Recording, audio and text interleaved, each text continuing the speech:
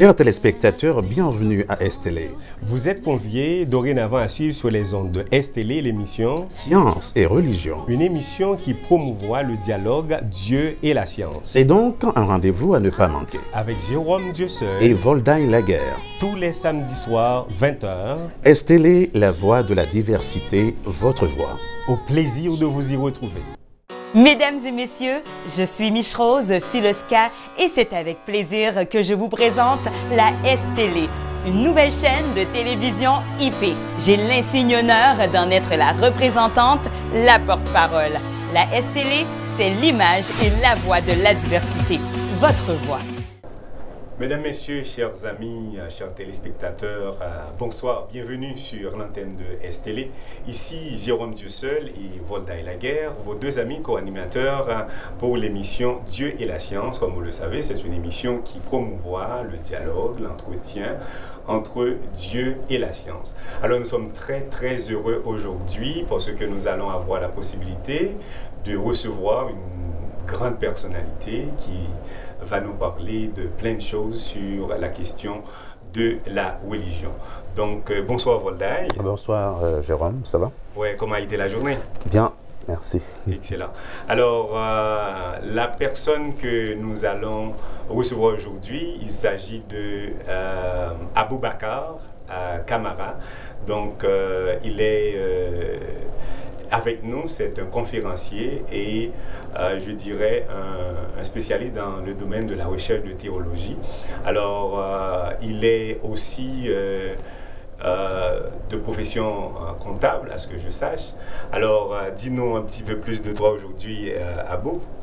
À ta présentation, je rajouterais juste que je suis marié, père de jeunes enfants, et que ça me fait plaisir de faire une sorte de présentation pour présenter un peu la Bible ou d'autres sujets de ce type. Excellent. Alors, voilà. Donc aujourd'hui, nous allons plus, mesdames et messieurs, vous parler de la Bible. Et parce qu'il y a plusieurs courants d'idées qui se sont dégagés. Donc, est-ce que la Bible est la parole de Dieu? Mais aujourd'hui, on va plus voir pourquoi la Bible est-elle la parole de Dieu. Donc, nous avons assez d'informations que nous avons à vous communiquer aujourd'hui. Soyez très attentifs pour ne pas perdre l'essentiel de l'émission aujourd'hui. Alors, je pense que Voldaï, on va commencer avec l'introduire. Donc, la première question que je voudrais poser à Aboubakar, c'est comment vous définissez Dieu et c'est quoi la religion pour vous également? Alors, comment moi je définis Dieu, c'est sûr que moi je l'approche de Dieu monothéiste. Donc, je vois comme cet être surnaturel, cet être suprême dont on ne peut expliquer l'origine, mais qui est à l'origine de tout ce qui existe. Mais bon, il y a aussi le courant des religions polythéistes qui vont voir différents dieux, qui vont expliquer certains phénomènes naturels, mais sans forcément être à l'origine de tout, comme la vision monothéiste.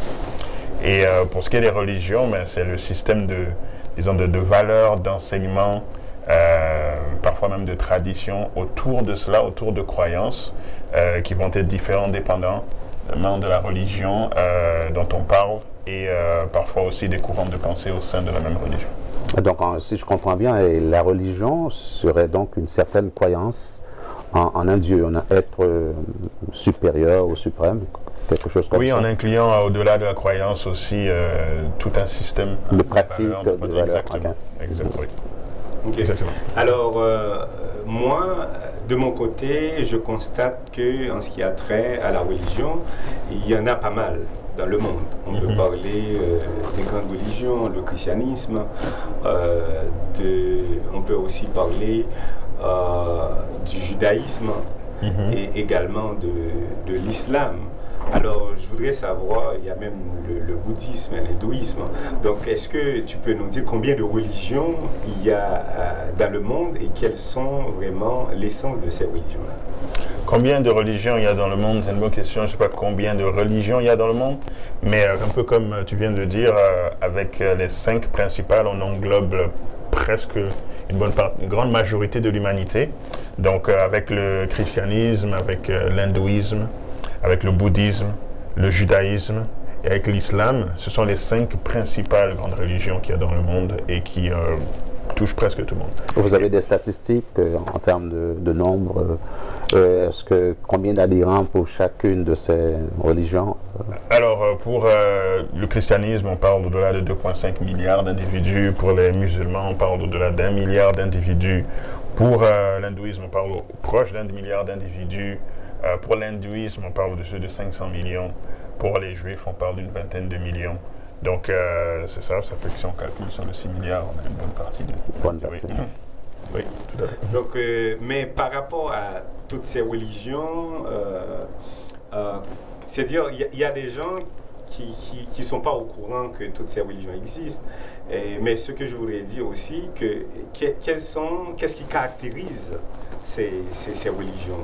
Les grands courants. Les grands points de ces religions-là. Les grands courants comme l'islam, le christianisme, etc. Qu'est-ce qui les caractérise? Bon, premièrement, ils ont des écrits très différents l'un de l'autre. Donc, si on parle du christianisme, on prend la Bible dans son entièreté, c'est-à-dire Ancien et Nouveau Testament. Le christianisme, on va parler... le judaïsme, on va parler du Tanakh, qui correspond à l'Ancien Testament pour les chrétiens.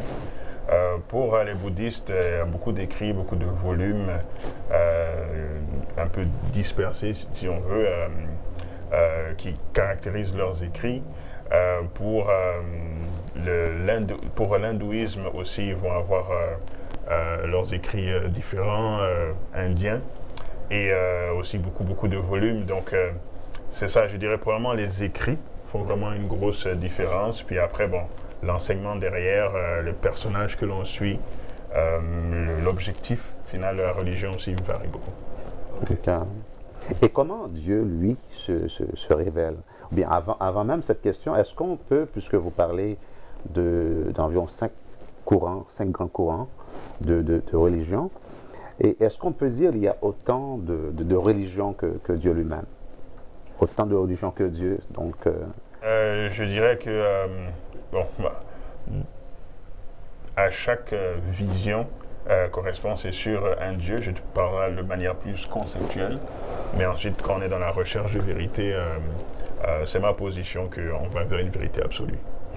Donc, pour vous, il y a un seul Dieu. Oui, c'est ça. Un seul vrai Dieu. Exactement. Okay. Donc, mais nous, au niveau de notre entrevue, on a vu qu'il y a plusieurs religions, mais est-ce que toutes ces religions sont des religions monothéistes ou bien c'est des religions polythéistes? Donc, il y a les deux. Donc, sur les principales qu'on a vues, donc pour l'hindouisme, c'est clairement polythéiste. Pour le bouddhisme, on classerait dans le polythéiste aussi, mais disons pas aussi varié que l'hindouisme. Pour l'islam, le christianisme et le judaïsme, ce sont les 3 principales monothéistes. Okay. Mais en fait, comment Dieu se révèle-t-il? Comment Dieu se révèle? Ouais, à l'humanité. À l'humanité ou bien à travers toutes ces religions? Non, à l'humanité. Donc, comment il se révèle? J'estime que si on considère que Dieu existe, et si on considère qu'il s'est exprimé à l'humanité, il peut le faire de différentes façons. Il peut le faire à travers sa création. Par exemple, si on croit que Dieu est le créateur, il peut le faire à travers des messagers qu'il va envoyer, donner un certain message.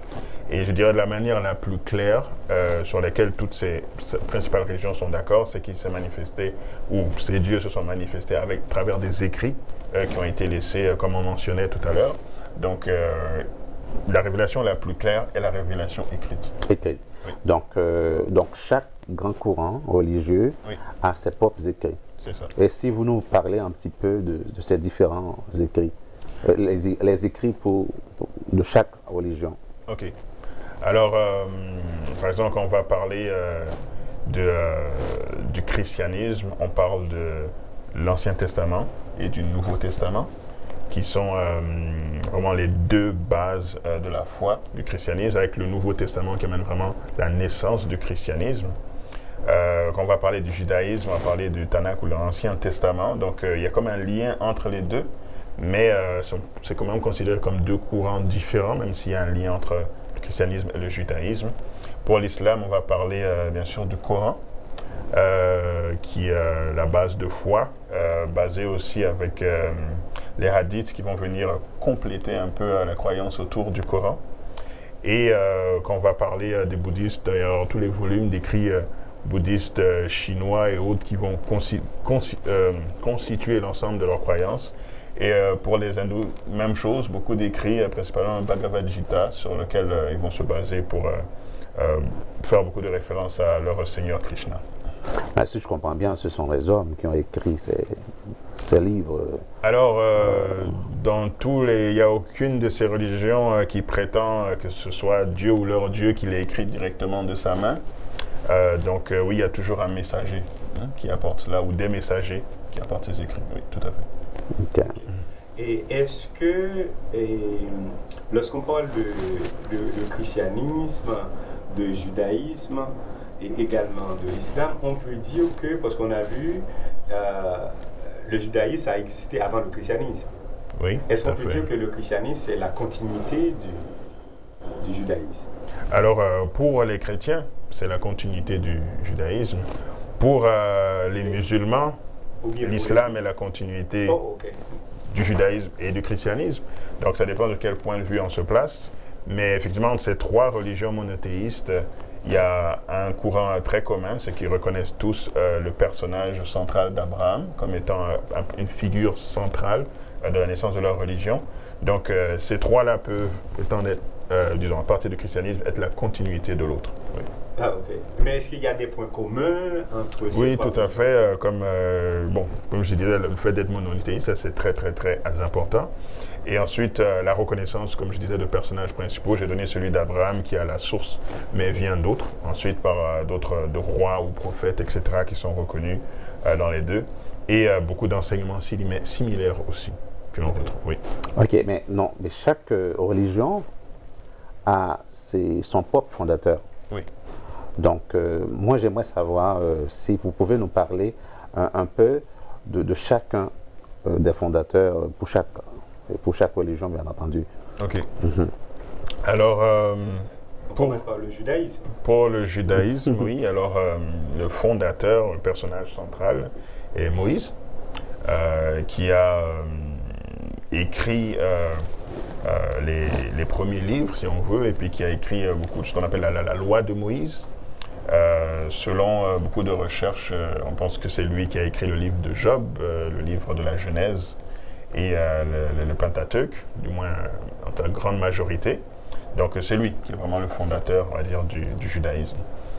Pour l'islam, c'est le personnage de Mahomet qui a reçu des révélations, récité ces révélations qui ont été copiées pour arriver au Coran.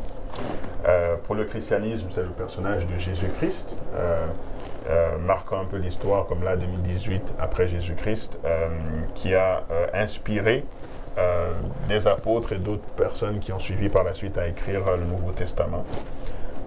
Pour le bouddhisme, comme je disais, on ne peut pas dire voici le livre des bouddhistes. Il y en a plus, il y a beaucoup d'écrits qui constituent un peu leur croyance. Mais le personnage central étant Bouddha, n'est-ce pas? Donc c'est le fondateur. Et pour l'hindouisme, même chose, beaucoup d'écrits, mais principalement le Bhagavad Gita. Et le personnage central étant le Seigneur Krishna. Okay. Donc ça, c'est absolument important. Mais là, on a vu les différentes caractéristiques de ces religions. Mais est-ce que, quand on présente ces religions-là, est-ce que l'enseignement de ces religions a un effet positif sur le comportement des gens? Qu'est-ce que je veux dire? Dans leurs croyances, est-ce que tel groupe de religion, il fonctionne mieux dans la société par rapport à d'autres? Alors je pense que tous ces courants de religion, dans leur application, dans leur croyances fondamentales, cherchent tous quelque chose de positif à élever l'humanité. Aucune d'entre elles ne cherche vraiment à rabaisser l'humanité. Donc oui, ça a un impact positif sur les gens, sur la société. Maintenant, de dire ce qui ceux pour qui ça amène un meilleur comportement que d'autres, je trouve que c'est une question très délicate à prononcer, parce que dans chacune de ces religions, on peut trouver des courants qui ont amené beaucoup de mal, comme on peut trouver des courants qui ont amené beaucoup de bien. Okay. Oui. Merci. On revient sur les personnages. Oui. Et si on étudie le comportement des différents fondateurs, oui. Ces personnages, les personnages, je veux dire, principaux, quelle serait donc leur cohérence par rapport à ces écrits?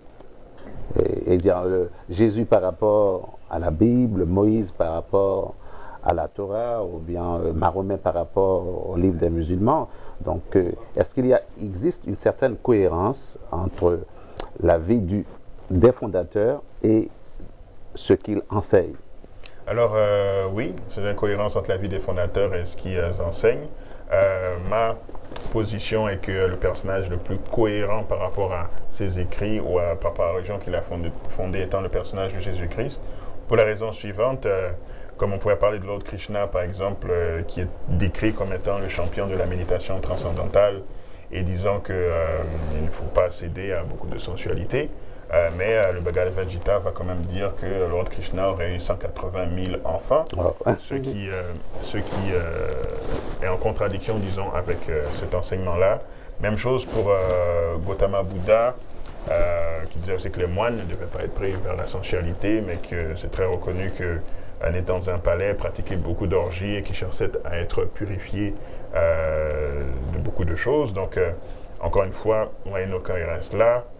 Moïse, qui a emmené donc la loi, comme on dit, qu'on trouve dans surtout Lévitique et Deutéronome, et qu'on trouve dans les 10 commandements de ne pas tuer. Moïse a tué un Égyptien pour, dans le fond, essayer de défendre son peuple, et que son plan n'a pas vraiment fonctionné. Donc il était en contradiction lui-même dans certains de ses agissements avec les écrits. Et pour le personnage de Mahomet, pour beaucoup de conquêtes par la force, et aussi le Coran demandant qu'on peut avoir jusqu'à 4 femmes, mais la tradition musulmane disant qu'il en y aurait 11. Alors que pour Jésus-Christ, même ses ennemis dans les écrits ne lui trouvent pas de défaut. Enfin, donc c'est là où je vois qu'il a le plus de cohérence entre ses agissements et ses enseignements. Ok. Oui. Donc la Bible dit aussi qu'il était un saint. Il a vécu sans péché sur terre. Oui, tout à fait. Oui, il était sans tâche et irrépréhensible en parlant de Jésus-Christ. Donc ça fait que moi je dirais par rapport à cela, les gens qui ont connu la vie de Jésus-Christ, donc ils ont eu de très bons témoignages par rapport à lui, et même ceux qui ne le connaissaient pas savent qu'il avait eu un comportement tout à fait raisonnable. C'est ce que nous trouvons dans les écrits, en tout cas, que même ses ennemis ne trouvaient pas de défaut, effectivement. Ouais. Effectivement. Okay. Mais la Bible, est-elle la parole de Dieu?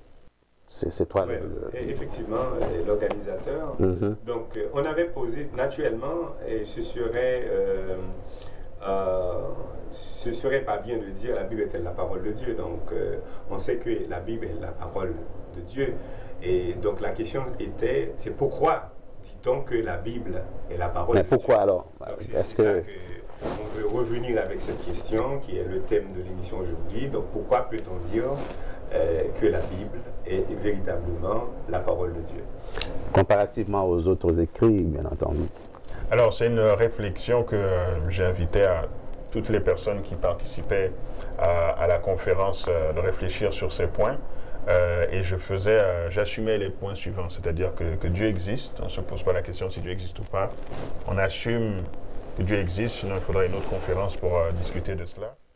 En assumant aussi que la vérité est absolue, qu'il n'y a pas une multitude de vérités. Donc, si la vérité est absolue, il y en a une seule, il faut la chercher. Elle est où? Et en assumant aussi que ce Dieu qui existe et qui a une vérité absolue s'est révélé par des écrits. Donc j'invitais les gens à analyser, voici les 5 grands courants, voici leurs écrits, voici ce qui les caractérise. Par exemple, un des points importants, c'est que j'essaie de classifier le type d'écrit entre contes populaires, légendes, mythes ou faits historiques. Et je trouvais que pour le bouddhisme et pour l'hindouisme, on pouvait classer leurs écrits plus dans le côté légende et mythe. Pour le Coran, on pouvait classer dans un fait historique, vu que c'est une très courte période entre le décès de Mahomet et l'écrit, des récits de ce qui s'est passé. Et pour le Nouveau Testament aussi, on pouvait classé ça comme étant historique, vu qu'à peine 10 ans après le décès de Jésus, il y a eu les premiers écrits de Paul qui ont commencé à raconter cela aussi. Donc, la nature des écrits, puis que les gens réfléchissent sur la nature des écrits, comme on a discuté tantôt, la cohérence entre les comportements des fondateurs et les écrits des fondateurs. Nous voyons qu'il y a plus de cohérence du côté du personnage de Jésus-Christ. Aussi, il faudrait voir l'impact du ministère en termes de temps. On parle de 45 ans de ministère pour Gautama Bouddha. On parle de milliers d'années pour le Lord Krishna, vu que c'est quelque chose de très ancien qu'on ne peut pas dater précisément.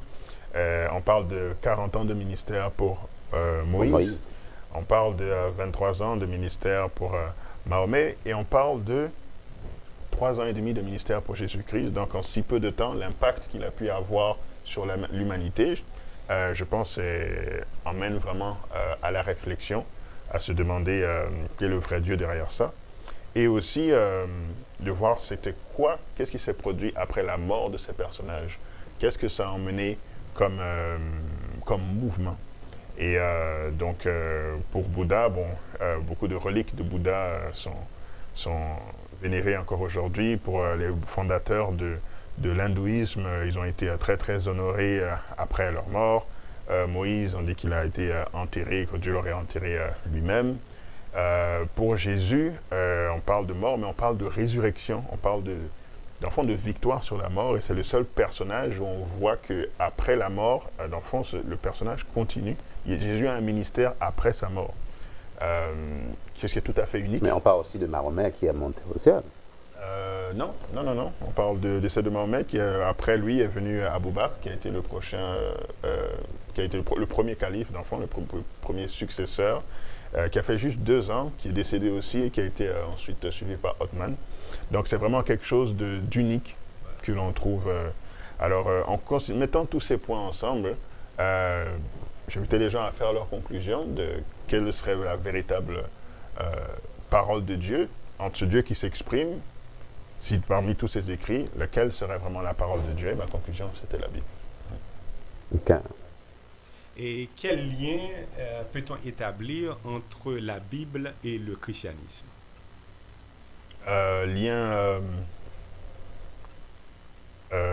Peut-être, c'est sûr, c'est le livre fondateur. Là, il y a tous les enseignements du christianisme, tout ce qui constitue la base du christianisme est issu de la Bible. Donc, sans Bible, dans le fond, il n'y a pas de christianisme. Sans personnage central non plus de Christ, il n'y a pas de christianisme.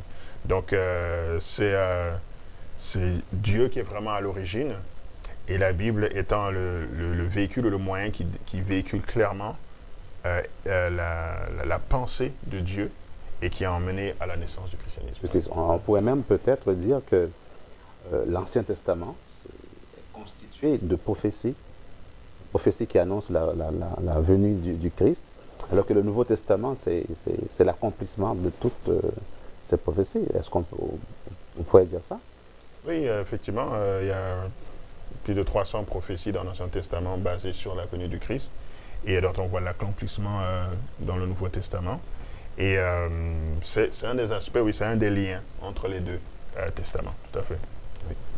Oui, je pense que c'est parce que lors d'une des émissions, Voltaire avait montré que la Bible, c'est un livre scientifique. C'est un livre qui est écrit avec un langage tout à fait scientifique aussi, mais il a montré que dans son argumentation, que les prédictions, les prophéties constituent aussi la base de la Bible. Alors, c'est une façon pour montrer que la Bible, c'est un livre scientifique. Les mathématiques font partie de cela. Donc, toi, quel est ton point de vue par rapport à cela? Est-ce que tu penses aussi que... Je ne pense pas que la Bible est un livre scientifique. Je pense que c'est un livre vraiment essentiellement de foi. Par contre, on trouve des éléments de science dans la Bible, ce qui sont deux choses différentes. Exemple des prophéties que tu viens de donner qui sont datées, on trouve des calculs, dans le livre de Daniel, des calculs de prophéties à faire, que on peut observer les dates où ces prophéties se sont accomplies. On trouve aussi dans la Bible des éléments qui nous poussent à réfléchir sur la nature dans laquelle on vit, donc comme dans le livre de Job où on parle du poids de l'air, et on sait que la science montre qu'il y a un poids de l'air. On parle du cercle, de la sphère de la Terre. On sait que la Terre est ronde, donc depuis longtemps la Bible dit que la Terre est ronde.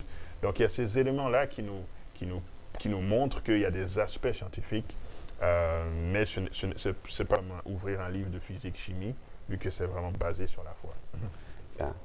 Mais si vous prenez l'univers, est-ce que... il a fallu longtemps pour que les hommes puissent découvrir que l'univers est écrit en langage mathématique, ou bien l'univers peut être objet de science. Est-ce que vous voyez? Donc, quand vous considérez la Bible, est-ce qu'on ne peut pas dire la même chose? Si on réfléchit bien, on ne peut pas... Parce que la Bible, c'est la parole de Dieu, et l'univers aussi, c'est la parole de Dieu. Si on considère qu'elles sont, en fait, qui sont la parole de Dieu, est-ce qu'on ne peut pas dire que, est-ce que c'est pas normal de dire que si l'une est scientifique, donc si l'univers est scientifique, bien forcément la Bible est scientifique, parce que les deux constituent la parole de Dieu. Alors, pour peut-être clarifier ma position, effectivement, comme je disais, on retrouve des éléments de science, mais avec ma compréhension de la Bible, mon étude de la Bible, ce serait, dans le fond, réducteur de dire que c'est mathématique ou que c'est scientifique, parce que ce serait juste un aspect de la chose. Okay. Donc cet aspect s'y trouve, mais ça ne définit pas ce que c'est. Pas la totalité. Exactement. OK. Parce que, et c'est assez compréhensif. Tout à l'heure, lors de l'explication que tu nous as donnée par rapport à la religion, est-ce qu'on peut parler de, parmi toutes les religions, qu'est-ce qui constitue vraiment la religion la plus importante, la religion qui a apporté plus de bienfaits, de bonheur parmi tant de religions qui existent? Est-ce que je me fais bien comprendre? Tu peux répéter la question? Non, la question c'est que parmi toutes les religions, oui, d'après toi, quelle est la religion qui apporte plus de bienfaits, plus de bonheur, plus d'impact positif sur l'humanité? Alors, en parlant d'impact sur l'humanité ou d'influence sur l'humanité, bon, c'est prouvé que le personnage de Jésus-Christ et le Nouveau Testament ont le plus influencé l'humanité. Comme un exemple simple, comme je disais, c'était l'histoire scindée en deux, avant et après Jésus-Christ. Ça, c'est un exemple simple, mais qui a inspiré aussi beaucoup de poèmes, beaucoup d'écrits, beaucoup de films, beaucoup d'œuvres d'art, de sculptures, etc. Donc cet impact sur l'humanité est énorme, puis il n'y en a pas d'autres à cette hauteur. Aussi en termes de traduction, c'est le livre le plus traduit, pardon, la Bible est le livre le plus traduit. C'est aussi le best-seller de tous les temps, donc qui a un impact de vente qui surpasse tout autre livre sur la planète. Donc, si on parle de ce point de vue-là, c'est clairement celui qui a le plus d'impact. Changer beaucoup de vies, effectivement. Mais on peut aussi dire que beaucoup de gens ont trouvé ou ont évolué à travers d'autres religions et ont eu aussi des impacts positifs qu'il ne faudrait pas ignorer. Ouais, non, je comprends. Donc, je voudrais vous poser une question peut-être un peu difficile. Est-ce que toutes les religions sauvent? Est-ce que toutes les religions sauvent? Ouais. Je pense qu'on est dans le langage du christianisme. tout le salut ne vient que par le personnage de Jésus-Christ. C'est-à-dire? Oui. C'est-à-dire que c'est lui qui est vraiment l'auteur de la vie. Donc, si on parle de salut ici, pour avoir la continuité de la vie après la mort, c'est le seul personnage pouvant offrir cela. Par contre, on trouve aussi que dans la Bible, que Dieu n'est pas limité à disons, la connaissance humaine pour pouvoir accorder le salut à quelqu'un. Ce que je veux dire par là, c'est que la Bible ne dit pas que c'est seulement ceux qui ont clairement été chrétiens dans leur vie qui pourront être sauvés. Donc Dieu est capable de sauver quelqu'un à travers une autre religion aussi. Mais est-ce que, si je comprends bien le christianisme, hein, il est clair qu'il n'y a deux saluts que dans le nom de Jésus. C'est bien écrit dans la Bible. Donc, est-ce que ça ne suffit pas que celui qui adhère au judaïsme, eh bien, il ne peut pas être sauvé. Celui qui adhère, je ne sais pas, à l'hindouisme, il ne peut pas être sauvé selon ce verset. Non, ce que ce verset veut dire, c'est juste que c'est seulement Jésus qui le donne. C'est ça que ça veut dire. Donc, dans le fond, si on parle du concept de paradis, en se retrouvant au paradis, ça va être clair pour tous que c'est Jésus qui a donné la continuité de la vie. Mais la Bible dit aussi, dans le livre de Romains, chapitre 2, par exemple, que ceux qui n'ont pas eu accès à la vérité, que Dieu va les juger à travers leur conscience et qui pourront être sauvés par ce moyen. Donc, quelqu'un qui peut être juif, bouddhiste, musulman, etc. Et aussi, tu parles dans le livre de Zacharie, que beaucoup de gens verront Jésus crucifié au ciel et ne sauront pas qu'est-ce que ça signifie. C'est-à-dire qu'ils n'auront jamais été au courant du message de la croix, mais ils se retrouveront quand même avec lui au ciel. C'est écrit dans... Oui, on parle la prophétie. du livre de Zacharie. Donc voilà, mesdames et messieurs, donc, vous suivez en direct votre émission favorite de la semaine, Dieu et la science.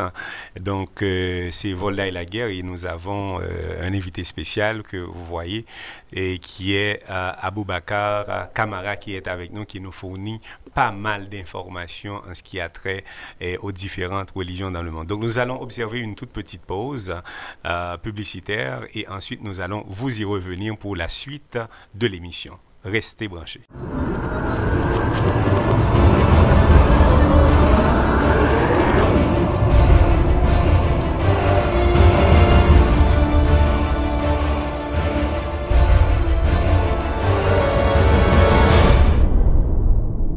Chers téléspectateurs, bienvenue à STL. Vous êtes conviés dorénavant à suivre sur les ondes de STL l'émission Science et religion. Une émission qui promouvoit le dialogue Dieu et la science. Et donc, un rendez-vous à ne pas manquer. Avec Jérôme Dieuseul et Voldaï Laguerre. Tous les samedis soirs, 20h. STL, la voix de la diversité, votre voix. Au plaisir de vous y retrouver. Mesdames et messieurs, je suis Miche-Rose Filoska et c'est avec plaisir que je vous présente la STL, une nouvelle chaîne de télévision IP. J'ai l'insigne honneur d'en être la représentante, la porte-parole. La STL, c'est l'image et la voix de la diversité, votre voix. Et voilà, on est de retour. Donc, vous suivez, mesdames et messieurs, en direct votre émission favorite de la semaine, c'est Dieu et la science. Alors, on accueille aujourd'hui Aboubakar Kamara qui est avec nous et qui répond aux questions. Donc, je suis sûr que vous aimez le débat jusqu'à présent. Alors, dites donc, Voldaï. Oui, je voudrais poser une question. Si je veux être sauvé, qu'est-ce que je dois faire? Quand vous dites être sauvé, c'est avoir le salut éternel. Vivre éternellement dans le bonheur, dans le paradis. Qu'est-ce que je dois faire? Ok, donc si on parle là dans la vision du christianisme, le salut passe par la connaissance du personnage Jésus-Christ, par le baptême, dans les eaux de baptême, et par une vie de sanctification. C'est ça qui fait qu'on peut être sauvé. Ok. Donc, et aussi, est-ce que je peux ajouter à Beau, dans la Bible, il est dit que la vie éternelle, c'est qu'ils te connaissent, toi, le seul vrai Dieu et celui que tu as envoyé, Jésus-Christ. Est-ce que de là, tu établis une différence entre Dieu et Jésus-Christ, ou bien c'est le même personnage, Dieu et Jésus-Christ? Parce qu'il y a certaines personnes qui posent ce genre de questions. Qui te connaissent, toi, le seul vrai Dieu, et celui que tu as envoyé, Jésus-Christ. Il y a une distinction dans ce verset entre Dieu le Père et Dieu le Fils, mais les deux sont unis, vont dans la même direction. Oui. Ok, donc nécessairement, je dois passer par Jésus pour avoir la vie éternelle. Donc, si je, en d'autres termes, si je ne suis pas chrétien, je ne peux être admis dans le paradis? Non, c'est pas ça que le verset dit. C'est un peu comme si, je sais pas moi, on devait avoir un accès, on voulait aller dans un pays qui est, je sais pas moi, on va aller en Australie, et puis il y a une seule personne qui peut donner accès à ce pays-là. Et maintenant, cette personne a mis tout un système en place pour venir à lui. Et maintenant, que tu saches que c'est cette personne qui t'a donné l'accès, ça fait que tu comprends mieux le processus que quelqu'un qui ne sait pas forcément que c'est lui qui a donné l'accès, mais qui respecte le processus pour rentrer. C'est ça la distinction, c'est que Jésus, c'est le seul qui donne. C'est le seul qui peut donner la vie, parce que les autres ne peuvent pas donner la vie. On avait donné l'exemple de la résurrection, n'est-ce pas? C'est la seule personne le seul fondateur de ces 5 religions principales qui a conquis la mort. Donc c'est pour ça que c'est seulement lui qui peut donner le salut. Mais encore une fois, tout le monde, dans sa vie, n'expérimente pas le même degré de révélation. Et Dieu ne va pas condamner une personne à ne pas être sauvée, tout simplement parce qu'elle n'a pas eu l'opportunité de connaître la vérité. C'est pour ça que la Bible dit, comme c'est dans Romains 2, que le salut va être basé sur qu'est-ce que la personne a fait selon ses connaissances à elle, selon sa révélation à elle. Est-ce que son cœur a été soumis à Dieu ou pas? Ok, donc dans le ciel, on va retrouver les chrétiens, on va retrouver les musulmans, les hindous, etc. Je pense que toutes ces religions ont leur place ici, alors qu'on est sur Terre et qu'on est loin de Dieu, dans le sens où on ne voit pas Dieu physiquement, on communie avec lui, oui, mais on n'a pas ce contact direct qui est décrit, par exemple, dans le livre de Genèse, que Adam et Ève avaient avec Dieu. Donc je pense qu'une fois au ciel, toutes ces choses vont disparaître, vu que Dieu sera là, et qu'il ne sera plus question d'avoir une religion, d'avoir une foi particulière. Dieu sera là, et c'est tout. Ok. Donc le juif, par exemple, et quand je dis juif, celui qui adhère au judaïsme, et qui rejette Jésus, il peut être sauvé aussi. Oui, parce que... Même s'il n'accepte pas le sacrifice du Christ. N'oublions pas que dans la pensée du judaïsme, oui, Jésus ne reconnaît pas, n'est-ce pas, le sacrifice de Jésus-Christ. Mais c'est différent de dire que dans le cœur de chaque juif, il y a un rejet de Dieu. Ça, c'est autre chose. Ça, c'est Dieu seul qui sait ça. Si vraiment dans le cœur de la personne, il y a une acceptation de Dieu ou pas, que Dieu va déterminer en fonction de son vécu, en fonction des lumières qu'il aura. Mais sur les points doctrinaux, on ne peut pas condamner toute une communauté ou toute une religion parce qu'ils ont tel point doctrinal. Okay. Donc voilà, alors la question que j'aurais rapidement à Beau, en parlant de la Bible, qui est la parole de Dieu. Donc il y a certaines gens, certaines personnes qui posent cette question, qui pensent que la Bible, c'est un livre qui est désuet. Par exemple, dans la mesure où c'est écrit longtemps. OK.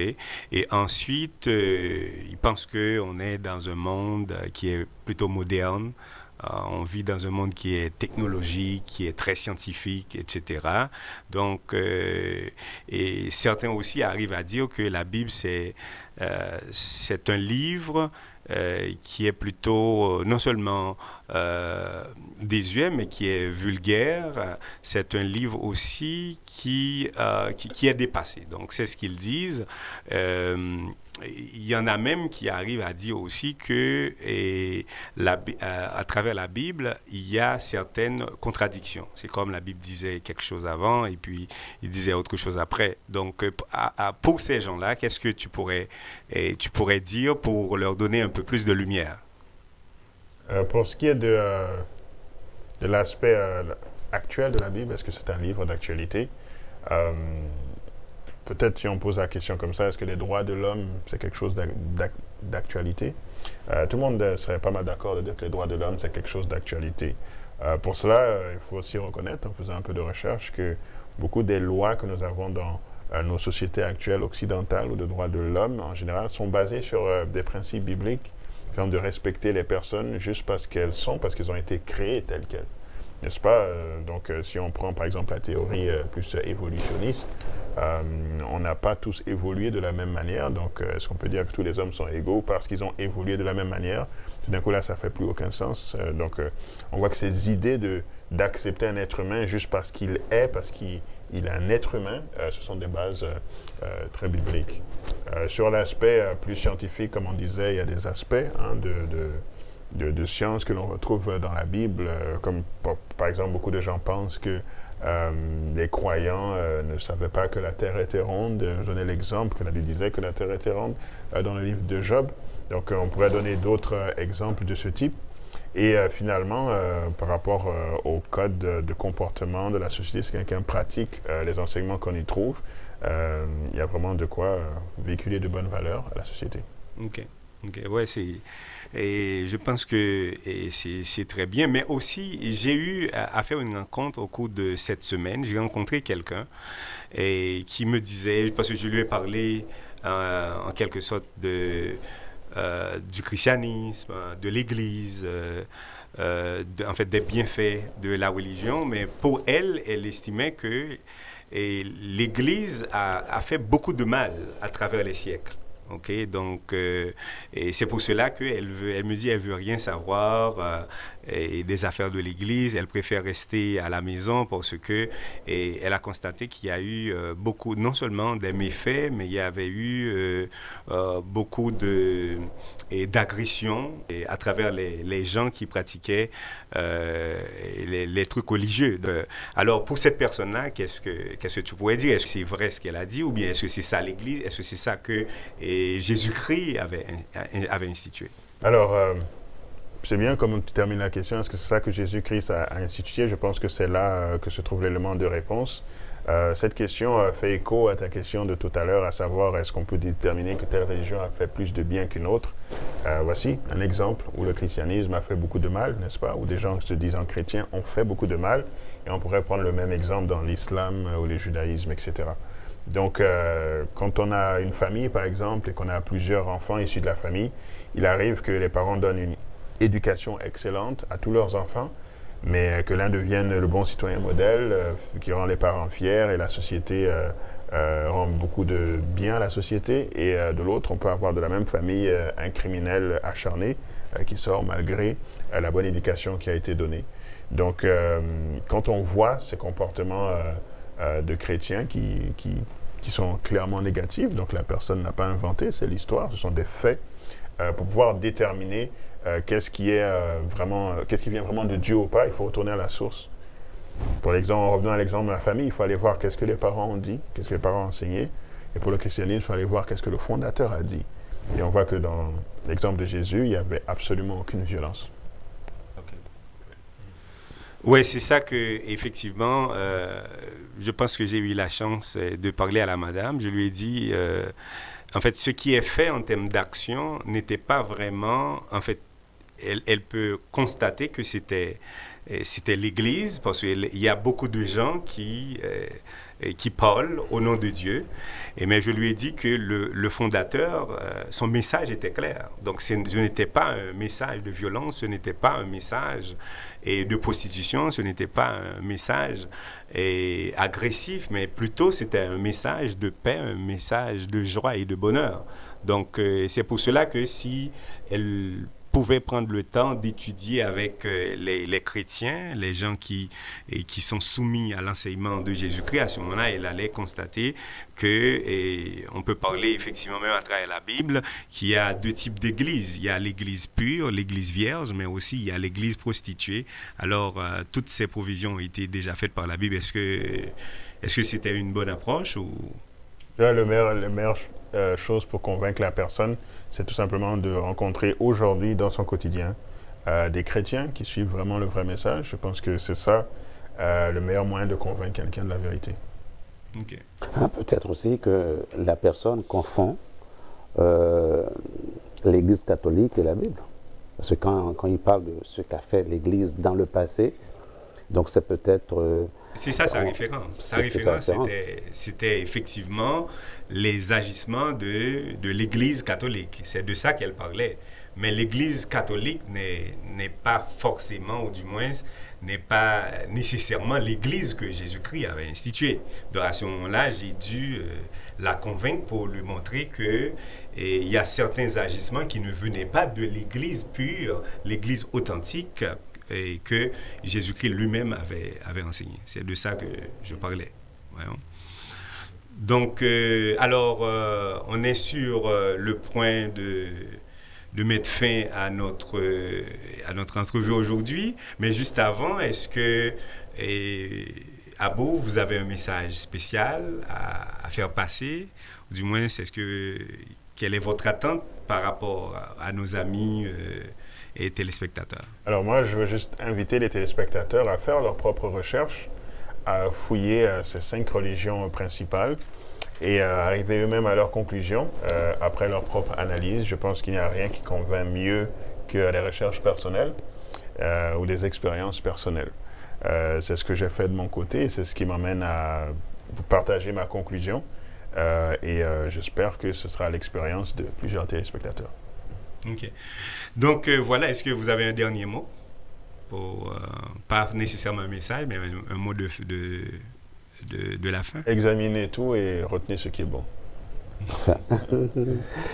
D'accord, alors là-dessus, mesdames et messieurs, donc il ne me reste qu'à vous remercier pour votre fidélité, pour votre régularité. Merci infiniment d'avoir été des nôtres et n'hésitez pas, parlez-en à vos amis, restez toujours branchés sur la même plateforme STL, la voix de la diversité. Donc nous tenons également à remercier tous ceux-là qui ont contribué au succès et au progrès de cette émission aujourd'hui. Donc je voudrais saluer en particulier Valérie Camden qui fait un travail spécial ainsi que Tarek qui l'a accompagné aujourd'hui. Encore une fois, merci. Restez branchés pour la suite de la programmation sur la STL, la voix de la diversité, votre voix.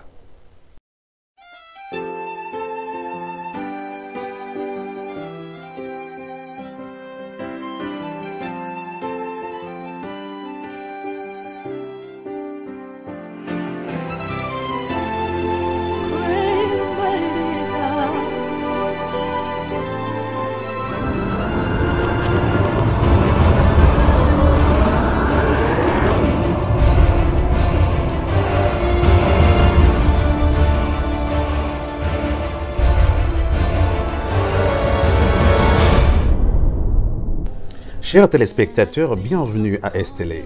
Vous êtes conviés dorénavant à suivre sur les ondes de STL l'émission Science et religion. Une émission qui promouvoit le dialogue Dieu et la science. Et donc un rendez-vous à ne pas manquer. Avec Jérôme Dieuseul et Voldaï Laguerre. Tous les samedis soirs, 20h. STL, la voix de la diversité, votre voix. Au plaisir de vous y retrouver. Mesdames et messieurs, je suis Miche-Rose Filoska et c'est avec plaisir que je vous présente la STL, une nouvelle chaîne de télévision IP. J'ai l'insigne honneur d'en être la représentante, la porte-parole. La STL, c'est l'image et la voix de la diversité, votre voix.